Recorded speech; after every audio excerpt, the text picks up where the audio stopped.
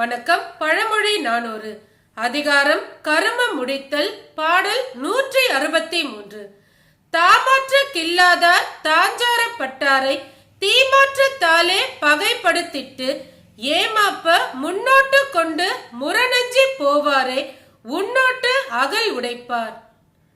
விளக்கம்: தாம் மேற்கொண்ட ஒரு செயலை தாமே செய்து முடித்துக் கொள்ளும் ஆற்றல் இல்லாதவர் தனக்கு உதவி செய்ய துணையாக வந்தவரை தீய சொற்களால் பேசி அவரை பகைத்துக் கொண்டு பின் அப்பகைக்கு அஞ்சி எதிர்த்து நிற்க துணிவில்லாமல் தம்மை காத்து கொள்ள ஓடிவிடுவார்கள்.